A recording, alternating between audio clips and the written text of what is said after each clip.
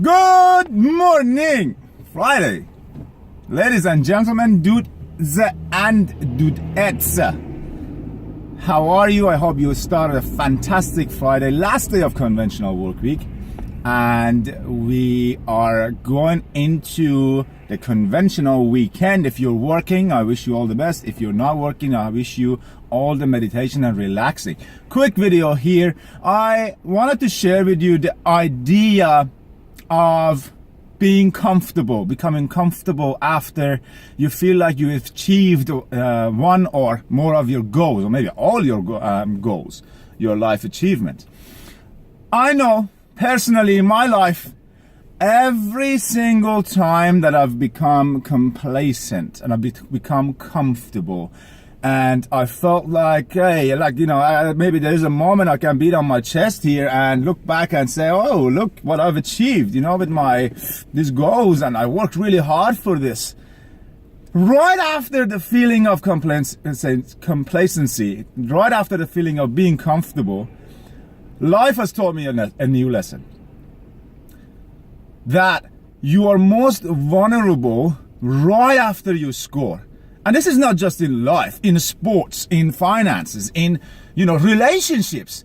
In relationships, when you get into a relationship, in the beginning, everything's like hunky-dory, sunshine and rainbow and roses, because it's new to you. Everybody, both of you, both sides of the relationship, if it's a romantic relationship, if it's a friendship, you're trying to impress the other side, Buy them flowers, take him on a date, take him to dinner, dress really well, go to gym. If you were going 3 times a week, now you're going every day, making sure that those fine lines of your six-pack are showing when you take your shirt off. Gentlemen, right? What happens after that? What happens after you think that, you start falling in love, you start feeling a deeper relationship with this person? Both sides, ladies and gentlemen, at the same time. Girls will look after her hair, put on some makeup, still go to the gym, look good, smell good, right? You're trying to impress. It's mating.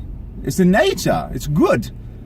What happens after that? When you start becoming comfortable, when you feel like, oh, I got this guy, he's not going anywhere.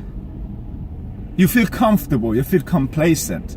What happens after that? You start neglecting. Oh, well, I need to work longer tonight. I might have to cancel that dinner that we had together, darling.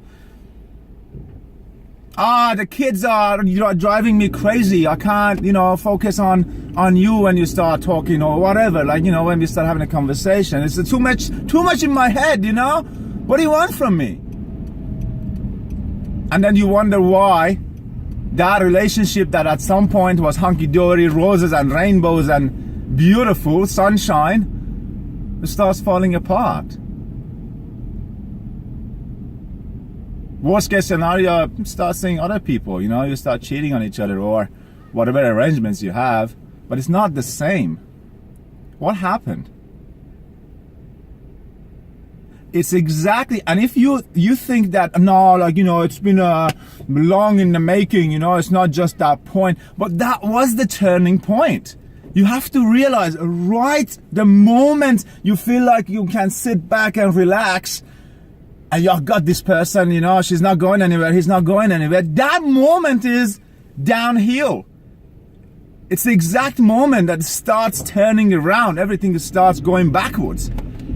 That moment is the moment of complacency. That moment is the moment that you feel comfortable. And with that term, complacency, if you don't know what it means, not that complicated, but I looked it up, and a lot of different keywords are related to it. Smug is one of them. But smug is essentially mean excessive pride in yourself or your achievement. Puffed up. Self-entitlement. Self-approving.